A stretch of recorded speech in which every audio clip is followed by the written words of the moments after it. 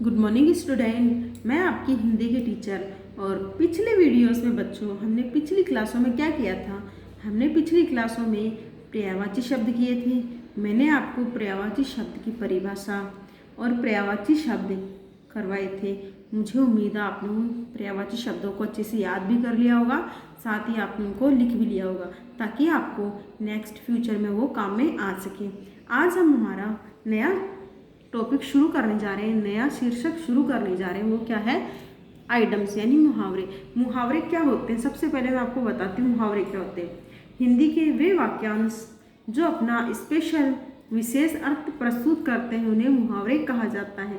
और मुहावरे जो कि अपना विशेष अर्थ प्रस्तुत करते हैं उनको मुहावरे कहते हैं। और मुहावरों का प्रयोग कैसे करना होता है, यानी मुहावरों का वाक्य में प्रयोग कैसे करना होता है, इसके लिए कुछ रूल है, कुछ नियम है, वो देखिए। जब आप मुहावरों का वाक्य में प्रयोग करते हैं तो आपको सबसे पहले उन मुहावरों का अर्थ पता होना चाहिए। दूसरा, जब आप वाक्य में उस मुहावरे को प्रयोग करते हैं तो आप वाक्य में मुहावरे को प्रयोग करेंगे, ना कि उसके अर्थ को प्रयोग करेंगे। जैसे एक मुहावरा है 9 2 11 होना, इसका मतलब है भाग जाना। अब इसका हम अगर वाक्य में प्रयोग करें तो वो कैसे करेंगे? इसको हम वाक्य में प्रयोग करेंगे, वह पुलिस को देखकर 9 2 11 हो गया। अब हम ये नहीं लिखेंगे वह पुलिस को देखकर भाग गया, क्योंकि यदि हम ऐसे लिखेंगे, इसके अर्थ को लिखेंगे, तो हमारा मुहावरा जो हमने किया था वाक्यांश में उसका अर्थ सार्थक नहीं होगा। तो हम हमेशा ही मुहावरों को वाक्य में प्रयोग करते हैं, ना कि उनको अर्थ को प्रयोग करते हैं। अभी हमारे हैं मुहावरे। देखिए, हमारा पहला मुहावरा है खाक छानना। अब इसका हिंदी अर्थ देखिए, भटकना। नौकरी की खोज में वह खाक छानता रहा। ये वाक्य में प्रयोग किया। इसका मतलब देखिए, वह यानी उसको नौकरी की जरूरत थी और नौकरी को खोजने के लिए वह खाक छानता रहा, यानी भटकता रहा। आगे है खून पसीना एक करना। इसका अर्थ देखिए, अधिक परिश्रम करना। अब इस मुहावरे को यदि हम वाक्य में प्रयोग करते हैं तो हम कैसे करेंगे? खून पसीना एक करके विद्यार्थी अपने जीवन में सफल होते हैं। यानी जो विद्यार्थी अपने जीवन में अपना खून पसीना एक करते हैं उन्हीं विद्यार्थियों को सफलता मिलती है।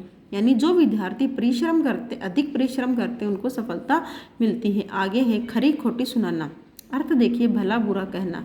यानी भला बुरा अगर किसी को कहा जाता है तो उसको अगर हम मुहावरों में प्रयोग करते हैं तो उसको हम कहेंगे खरी खोटी सुनाना। इसका वाक्य में प्रयोग देखिए, कितनी खरी खोटी सुना चुका हूँ मगर बे कहा माने तब तो। यानी मैंने उसको कितना भला बुरा कहा है लेकिन वो तो मेरी कोई बात नहीं मानता है, उसको तो बे कहा यानी बिना बोले समझ में ही नहीं आता है। आगे है खून खोलना। खून खोलना का हिंदी अर्थ देखिए, क्रोधित होना। यानी जब अधिक क्रोधित हो जाते हैं, गुस्सा होते हैं, तो उसको क्या कहा जाता है? खून खोलना। देखिए, झूठ बातें सुनते ही मेरा खून खोलने लगता है। यानी जब मेरे सामने कोई झूठी बातें करता है, देखिए, यदि जब मेरे सामने कोई झूठी बातें करता है तो मेरा खून खोलने लग जाता है, यानी मेरे को बहुत ज़्यादा क्रोध आने लगता है। आगे है खून का प्यासा। अर्थ देखिए, जानी दुश्मन होना। वाक्य में प्रयोग देखिए, उसकी क्या बात कर रहे हो, मैं तो मेरे खून का प्यासा हो गया है। यानी कि उसकी आप क्या बातें करते हो, उसको वो तो मेरा खून का प्यासा हो गया, यानी मेरा जानी दुश्मन हो गया, वो मेरी जान लेना चाहता है, तभी उसको जानी दुश्मन कहा जाता है। आगे है खटाई में पड़ना। खटाई में पड़ना मुहावरा है। इसका अर्थ देखिए, झमेले में पड़ना, रुक जाना। यानी कि ऐसी बात जो झमेले में पड़ जाती है उसको क्या कहा जाता है? मुहावरों की भाषा में खटाई में पड़ना। वाक्य प्रयोग देखिए, बात तय थी लेकिन ऐन मौके पर उसके मुकर जाने से सारा काम खटाई में पड़ गया। यानी कोई बात थी, वो तो तय थी, वो होनी ही थी, लेकिन उसने मना कर दिया। मुकरने का मतलब होता है मना करना, बात से मुकर जाना। तो उसने मना कर दिया तो सारा काम खटाई में पड़ गया। आगे है खबर लेना। खबर लेना मुहावरा है। इसका अर्थ देखिए, सजा देना या किसी के विरुद्ध कार्यवाही करना। इसका वाक्य प्रयोग देखिए, उसने मेरा काम करने से इनकार किया है, मुझे उसकी खबर लेनी पड़ेगी। यानी उसने मुझे काम करने से मना किया, मेरा काम उसने नहीं किया या उसने मना किया, तो मैं उसके विरुद्ध कार्रवाई करूँगा। तो कार्रवाई हम नहीं लिख सकते, तो इसलिए हम लिखेंगे मैं उसकी खबर लूँगा, मुझे उसकी खबर लेनी पड़ेगी। आगे खाई से निकलकर खंदक में कूदना। यानी खाई से तो निकला और कहाँ जाके गिरा? खंदक में कूद गया। अर्थ देखिए, एक परेशानी या मुसीबत से निकलकर दूसरी में जाना।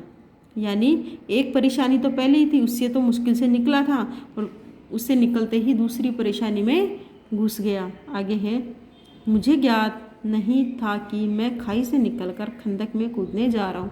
यानी मुझे नहीं पता था कि यानी उसने कहा कि मैंने एक मुसीबत से तो मुश्किल से पीछा छुड़वाया था और दूसरी में पड़ गया। तब देखिए इसका वाक्य में प्रयोग क्या था, मुझे ज्ञात नहीं था कि मैं खाई से निकलकर खंदक में कूदने जा रहा हूँ। आगे है खाक छानना। खाक छाना हमारा पहला मुहावरा था। दूसरा खाक फाकना यानी मारा मारा फिरना। वाक्य प्रयोग देखिए, पहले तो उसने नौकरी छोड़ दी, अब नौकरी की तलाश में खाक फाँक रहा है। यानी पहले तो उसने अपनी नौकरी, अच्छी खासी नौकरी थी, वो छोड़ दी और अब दूसरी नौकरी चाहिए उसको, तो इसके लिए वो खाक फाँक रहा है यानी मारा मारा फिर रहा है, उसको अपना काम मन मुताबिक नहीं मिल पा रहा है। आगे खाक में मिलना। वाक्य प्रयोग देखिए, सब कुछ नष्ट हो जाना। बाढ़ आने पर उसका सब कुछ खाक में मिल गया। यानी बाढ़ आई तो बाढ़ का विकराल रूप था, इस कारण उसका जो कुछ था वो सारा खाक में मिल गया, यानी उसका सब कुछ नष्ट हो गया। आगे खा पी डालना, यानी खा पी डालना। वाक्य प्रयोग, अर्थ देखिए मुहावरे का, खर्च कर डालना, यानी जो भी था उसको खर्चा कर दिया। अब देखिए वाक्य प्रयोग, उसने अपना पूरा वेतन यार दोस्तों में खा पी डाला, अब उधार मांग रहा है। यानी उसके पास जो भी वेतन था उसने अपने दोस्तों में उसको खा पी डाला, यानी पूरा का पूरा खर्च कर दिया, कुछ नहीं बचाया और अब उधार मांग रहा है। आगे खाने को दौड़ना, यानी वाक्य प्रयोग से पहले हम इसका अर्थ देखेंगे, बहुत क्रोध में होना, यानी खाने को दौड़ना। जब अधिक क्रोध आता, बहुत ज़्यादा क्रोध आता, गुस्सा आता है तो क्या बोलते हैं, ये तो मेरे को खाने को दौड़ता है। अब इसका वाक्य प्रयोग देखिए, मैं अपने ताऊ जी के पास नहीं जाऊंगा, वे तो हर किसी को खाने को दौड़ते। यानी मैं अपने ताऊ जी के पास नहीं जाऊंगा, वे हर किसी को खाने को दौड़ते, मतलब वो हर किसी पे बहुत ज़्यादा गुस्सा करते हैं। आगे है खिचड़ी पकाना। खिचड़ी पकाने को हिंदी में क्या कहा जाता है, गुप्त बात या कोई षड्यंत्र करना। खिचड़ी पकाना यानी जब कोई गुप्त जो बातें सबको नहीं बताई जाती है या ऐसी खुफिया बातें जो सबसे नहीं बता सकते, उसको गुप्त बात या षड्यंत्र कहते हैं। अब इसका वाक्य प्रयोग देखिए, छात्रों को खिचड़ी पकाते देख अध्यापक ने उन्हें डांट दिया। यानी जब छात्र आपस में खिचड़ी पका रहे थे, कोई गुप्त बातें कर रहे थे, षड्यंत्र कर रहे थे, तो टीचर ने उनको डांट दिया। आगे है खीरे ककड़ी की तरह काटना। अब ये मुहावरा इसका अर्थ देखे, अंधाधुंध मारना काटना, यानी बिना देखे, अंधाधुंध का मीन होता है बिना देखे मारना काटना। एक जब रफ्तार में चले जाते हैं तो उसी रफ्तार से बिना देखे मारना या काटना।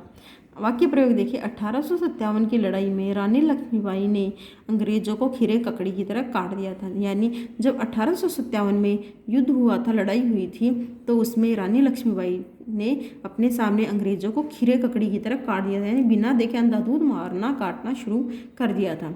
आगे है खूंटा गाड़ना, यानी खूंटा गाड़ने को हिंदी में कहा जाना है, कहते हैं रहने का स्थान निर्धारित करना। यानी जो अपना स्थान यही फिक्स कर लेता है, निर्धारित कर लेता है कि मेरे को यहीं रहना है, तो उसको कहा जाता है खूंटा गाड़ना। वाक्य प्रयोग देखिए, उसने तो यहीं पर खूंटा गाड़ लिया है, लगता है जीवन भर यहीं रहेगा। यानी किसी के लिए कहा है कि इसने तो अपना खूंटा यहीं गाड़ लिया है, यानी रहने को निश्चित कर लिया है कि मेरे को यहीं रहना है। आगे है खून पसीना एक करना। इसका हिंदी अर्थ देखिए, बहुत कठिन परिश्रम करना। वाक्य प्रयोग है, रामू खून पसीना एक करके 2 पैसे कमाता है। यानी खून पसीना एक करना यानी कि वो खूब मेहनत करता है, तब वो 2 पैसे कमा पाता है। आगे खून के आंसू रुलाना।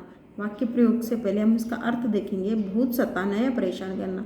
यानी खून के आंसू रुलाना, किसी को बहुत ज़्यादा, काफ़ी ज़्यादा परेशान करते हैं तो उसको कहा जाता है वाक्य प्रयोग करना।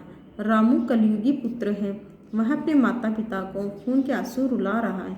रामू को बेटा है, वो अपने माता पिता को, यानी वो बहुत ज़्यादा बेकार है, बहुत ज़्यादा सताता अपने माता पिता को, तो कहा गया है कि वह अपने माता पिता को खून के आंसू रुलाता है। आगे खून के आंसू रोना। अब इसका अर्थ देखिए, बहुत दुखी या परेशान होना। खून के आंसू रुलाना हमने किया था, इसका मतलब था बहुत सताना या परेशान करना। खून के आंसू रोने का मतलब है बहुत ज़्यादा परेशान होना। व्यापार में घाटा होने पर सेठ जी खून के आंसू रो रहे हैं। यानी व्यापार में, धंधे में जब घाटा हो गया तो सेठ जी के आंखों से खून के आंसू आ रहे हैं, वो खून का आंसू के रोना रो रहे हैं। आगे है खून खच्चर होना। खून खच्चर का अर्थ देखें, बहुत मारपीट या झगड़ा होना।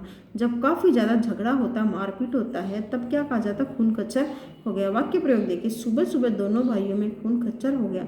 यानी सुबह सुबह दोनों भाइयों में मारपीट या झगड़ा हो गया।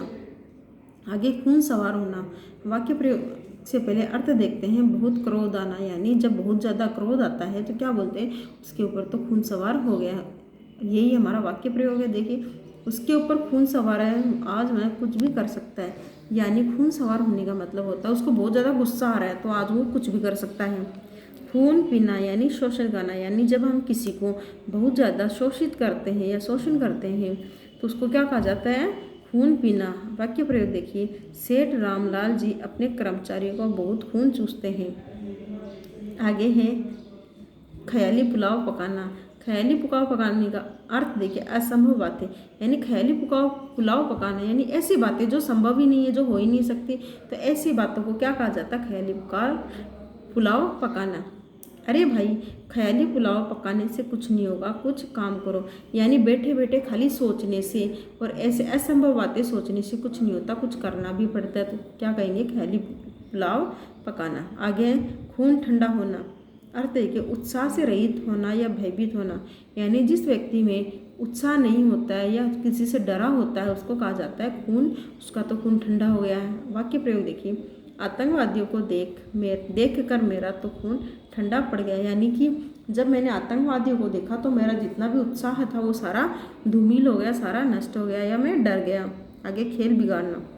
खेल बिगाड़ने को वाक्य प्रयोग करने से पहले अर्थ देखते हैं, काम बिगाड़ना, यानी जब कोई काम बिगड़ जाता है तो हम क्या बोलते हैं कि खेल बिगड़ गया है। वाक्य प्रयोग देखिए, अगर पिताजी ने साथ नहीं दिया तो हमारा सारा खेल बिगड़ जाएगा। यदि पिताजी ने हमें कोई साथ नहीं दिया तो हमारा सारा खेल यानी हमारा काम बिगड़ जाएगा। तो बच्चों, ये थे आपके मुहावरे। आज आपको अपनी नोटबुक में इन मुहावरों को अच्छे से याद करना है और अच्छे से लिखना है। आज आपको 1 से लेकर 24 तक के मुहावरे मैंने करवाए हैं। इनको आप अच्छे से पढ़ोगे, समझोगे और याद करोगे। कल हम इससे आगे के मुहावरे करेंगे। Have a nice day.